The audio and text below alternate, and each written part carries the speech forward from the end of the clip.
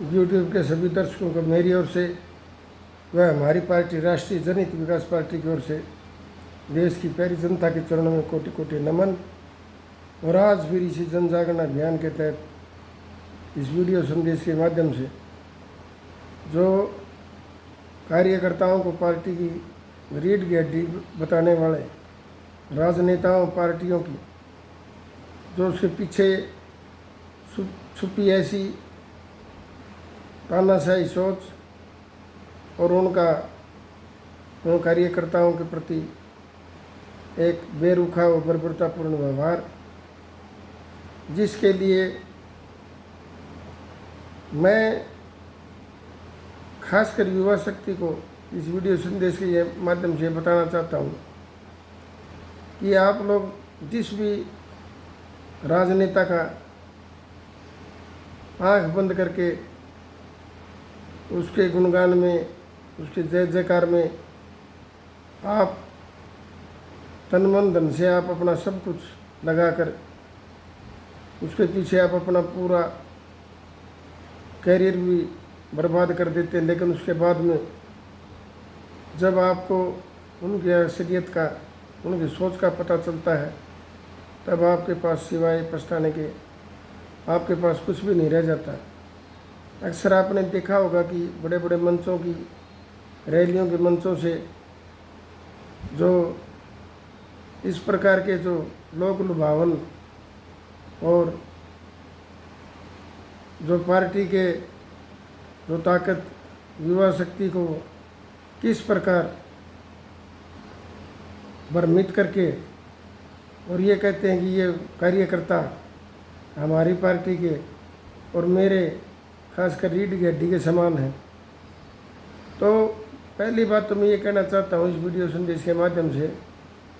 कि कार्यकर्ता शब्द सही मायने में क्या कोई भी जो कोई किसी भी पार्टी के साथ जुड़ता है तो वो क्या कोई उससे फीस लेता है, कोई तनख्वाह लेता है, वेतन लेता है? अरे जिसको तुम कार्यकर्ता कहते हो वो कार्यकर्ता नहीं, वो दानदाता है। वो आपके लिए एक विधाता बनकर, एक आपके लिए परमात्मा स्वरूप, ये कह लो कि आपका भाग्य विधाता है। वो आपके लिए तन मन धन सब कुछ आप पर न्यौछावर करता है और आप उसको कार्यकर्ता कहते हैं। कार्यकर्ता तो वो हो सकता है जो कोई कार्य के बदले में आपसे कुछ ले, जो आपको सत्ता में पहुंचाने के लिए वोट देता है, तन मन धन से आपकी पूरी मदद करता है और दिन रात वो सर्दी गर्मी कुछ भी ना देख के आपके लिए हमेशा आपकी जय जयकार, आपके गुणगान में और अपना जब सब कुछ लगा देता है। तो मैं ये पूछना चाहता हूँ कि क्या उसको कार्यकर्ता ही रखोगे या उसकी सत्ता में भागीदारी उस कार्यकर्ता की नहीं हो सकती? अक्सर आपने देखा होगा कि जब भी चुनाव का वक्त आता है वो बेचारे इस उम्मीद से अपने जो वो जिनको आदर्श समझते हैं, अपना सब कुछ समझते हैं, उन राजनेताओं से फरियाद करते हैं कि मुझे भी कहीं से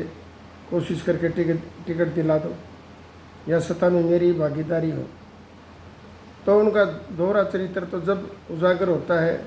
अरे आप किससे टिकट की मांग करते हैं, किससे सत्ता में हिस्सेदारी के लिए फरियाद करते हैं? सत्ता से, कुर्सी से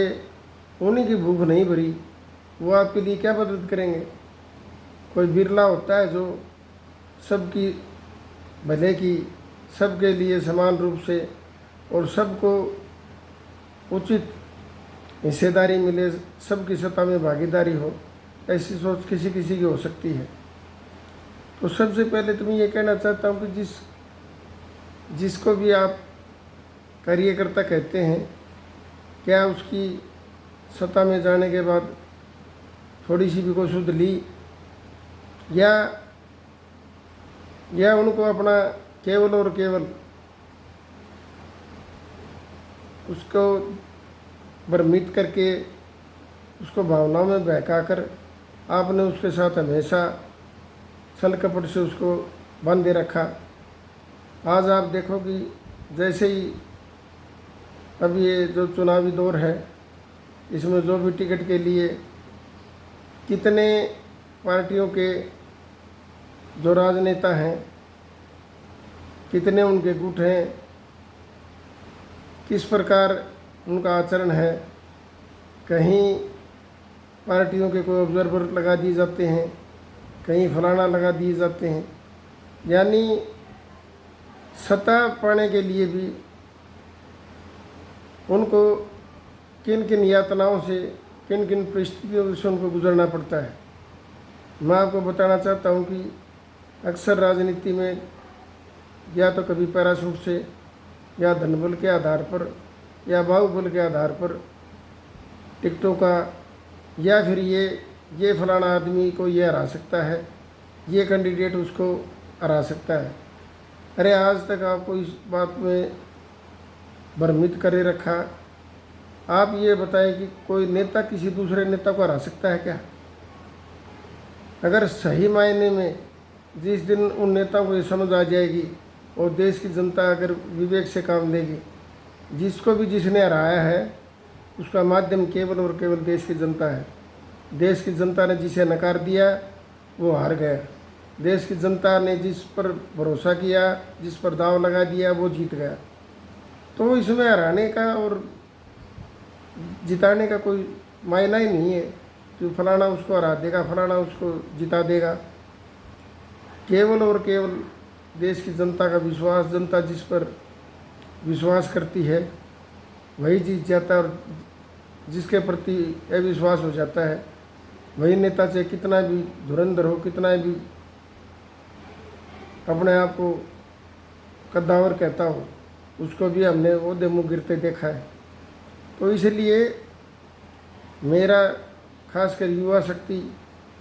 युवा के अंदर वो ऊर्जा, क्षमता और वो एक ताकत होती है कि वो जिस प्रकार अंग्रेज़ों से आज़ादी की लड़ाई में शहीद आजम भगत सिंह जी, राजगुरु सुखदेव जी, चंद्रशेखर आज़ाद जी और जितने भी सुभाष चंद्र बोस जी,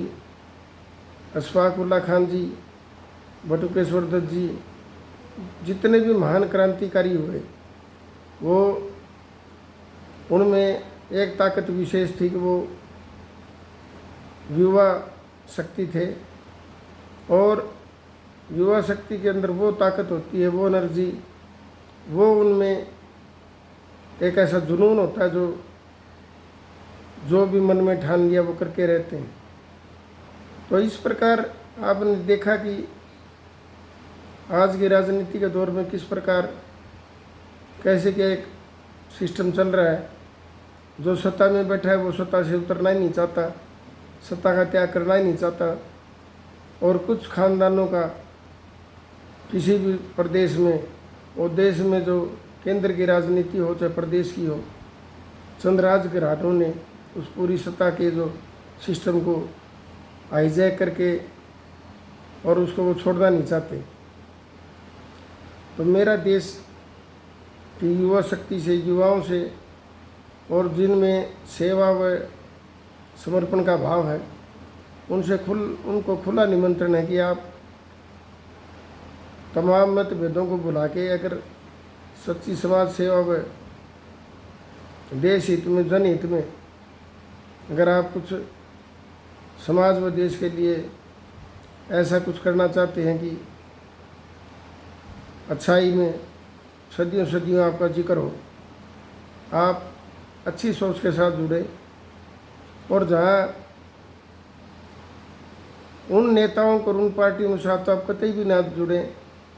जहाँ आपकी जेब को देखा जाता हो या आपको भ्रमित रखा जाता हो, या फिर जब आप टिकट मांगने की या सत्ता में हिस्सेदारी के लिए थोड़ा प्रयास करते हैं तो वह आपको झट से ऐसे आपसे किनारा कर लेते हैं जैसे वो आपको जानते ही नहीं। तो अक्सर हमने ये देखा है कि जब जो भी पार्टियां, जो भी राजनेता जिन युवा शक्ति को वो बताते हैं कि ये पार्टी की रीढ़ की हड्डी है, उन युवाओं को टिकटों के लिए मारामारी और उनके साथ राजनेताओं व पार्टियों के द्वारा इतना अत्याचार व जुल्म होते देखा है कि रीढ़ की हड्डी कहे जाने वाले उन कार्यकर्ताओं की अक्सर रीढ़ की हड्डी को वह इतना कमज़ोर बना देते हैं कि वो बेचारा कहीं का नहीं रहता। इसलिए किसी के साथ भी अंधभक्ति से ना जुड़े, जनहित में, देश हित में अच्छी विचारधारा के साथ जुड़कर आप समाज व देश में जो भ्रष्ट सिस्टम है, जो जिस प्रकार पूर्व में जो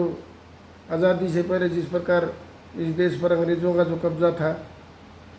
भले ही देश आज़ाद हो गया हो, लेकिन देश को चलाने वाली जो सिस्टम है, सत्ता में जो आने वाली जो विचारधारा है, लगभग उनका एक ही रूप रहा है कि आज तक फूट डालो राज करो, गरीबी हटाओ का नारा देने वाले, सबका साथ सबका विकास की बात करने वाले। आज आप खुद देखो कि उनकी कथनी और करनी में क्या अंतर है। सबका साथ तो केवल वोट के लिए और सबका विकास यानी जिनका जो अपने चाहते हैं खास है उनका विकास करना है तो वो करेंगे ही। गरीब की गरीबी तो दूर नहीं कर सकते, लेकिन सरकारों की ऐसी नीतियां तो रही हैं कि गरीबों को हटाने के लिए वो पुरजोर प्रयास में रहते हैं। वो देश की जनता के साथ ऐसे ऐसे नए प्रयोग करते हैं जैसे वैज्ञानिक करते हैं, तो उनको देश की जनता को उन्होंने एक लैब बना के रख दिया, प्रयोगशाला बना के रख दिया, जबकि लोकतंत्र में ऐसा नहीं होता। लोकतंत्र में जो जनता के द्वारा जो चुनी गई सरकार है वो जनता के हित के लिए, जनता के कल्याण के लिए, जनता के अधिकारों के लिए चुनी गई जो सरकार है, उसका केवल एक ही दायित्व है कि उसके राज में सबको समान अवसर, सब खुशहाल कैसे हों, सबका कल्याण कैसे हो, सबको अधिकार कैसे मिले, और जो भी कोई त्रुटियां हैं, जो भी कमियां हैं, कोई किसी प्रकार की समाज में इस प्रकार की कोई कमी जो समाज हित में, देश हित में जो बाधक हो, उनको कैसे दूर करें और समाज व देश कैसे सफलता के आयाम को छुए, किस प्रकार खुशहाल हो। इस प्रकार की सोच से कहने को तो ये है कि लोकराज लोकलाज से चलता है, लेकिन इस लोकतंत्र में ना लोकराज है ना लोकलाज है। जिसका भी दाव लगता है वही बहती गंगा में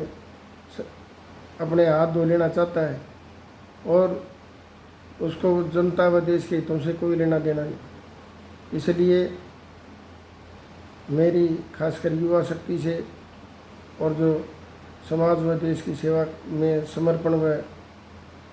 सेवा का जिनमें जुनून है, सेवा भाव है,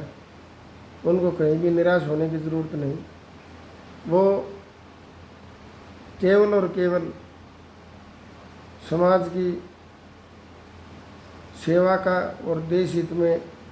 विदेश किस प्रकार विकास की नई बुलंदियों को छुए, ऐसी सोच के साथ जब आपका ये एक संकल्प होगा तो जिस प्रकार हमारे महान क्रांतिकारियों ने, शहीदों ने आज़ादी को जब पाकर ही दम लिया, तो उसी प्रकार जब आप में ये जुनून व संकल्प होगा कि हम भी कुछ अच्छा करना चाहते हैं, तो आप के रास्ते खुद ब खुद अपनी मंजिल की ओर आसान होते जाएंगे, जिससे जो एक ऐसी सोच जो आज तक आपको बांधे रखती है और गुमराह रखती है, उससे तो कम से कम आपको खुद ही अपने विवेक से दूर होना होगा। इसलिए मेरी पुण्य देश की जनता से एक विनम्र अपील है कि सत्ता में सबको सभी संप्रदाय का, सभी धर्मों का, सभी जातियों का, सभी वर्गों का समान हक है। सबको सत्ता में हिस्सेदारी मिलनी चाहिए, न कि भाई भतीजावाद या एक खानदानी जो सत्ता पर कब्जा है, या इतना साम्राज्यवाद का बढ़ावा कि कोई और उसके बारे में सोच भी ना सके। इन सब बातों के लिए मेरा आप सबसे उन्हें आपको बहुत बहुत हार्दिक व एक ऐसी अपील जिससे शायद देश व समाज का हित हो सके। जय हिंद।